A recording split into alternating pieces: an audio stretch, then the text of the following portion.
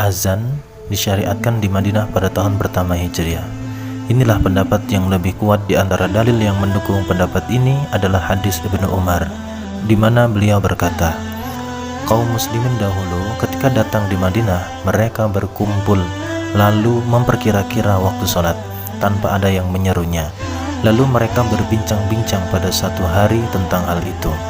Sebagian mereka berkata, gunakan saja lonceng seperti lonceng yang digunakan oleh Nasrani. Sebagian mereka menyatakan, gunakan saja trompet seperti trompet yang digunakan kaum Yahudi. Lalu Umar berkata, bukankah lebih baik dengan mengumandangkan suara untuk memanggil orang sholat? Lalu Rasulullah SAW bersabda, wahai Bilal, bangunlah dan kumandangkanlah azan untuk sholat. Dalam riwayat lain begini bunyi hadisnya, Muhammad bin Abdullah bin Zaid bin Abdurrabbih dia berkata, telah menceritakan kepadaku ayahku yaitu Abdullah bin Zaid. Dia berkata, sewaktu Rasulullah SAW hendak memerintahkan supaya memakai lonceng yang dipukul untuk mengumpulkan orang-orang yang mengerjakan sholat, ada seorang laki-laki berkeliling bertemu denganku, sedang saya dalam keadaan tidur. Ia membawa lonceng di tangannya.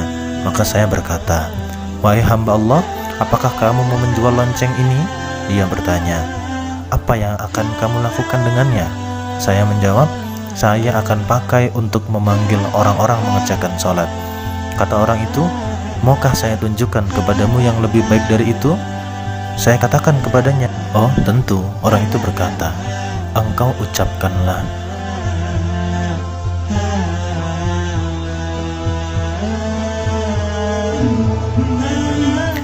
Abdullah berkata, kemudian orang itu mundur tidak jauh dariku, lalu berkata, apabila kamu membaca iqamah salat, ucapkanlah.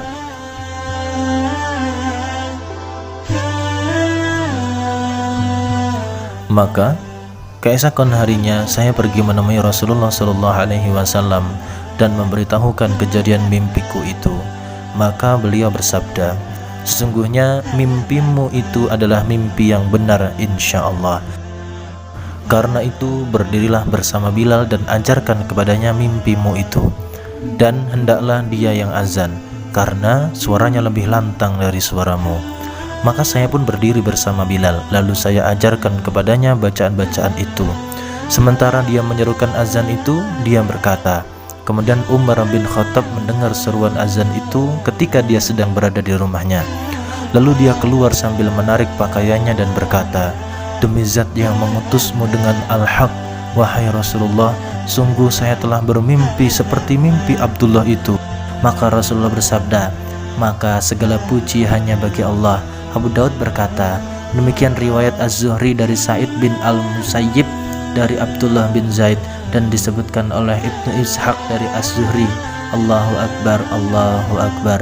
Dan Ma'mar dan Yunus dari Az-Zuhri menyebutkan Allahu Akbar tanpa diulangi 2 kali.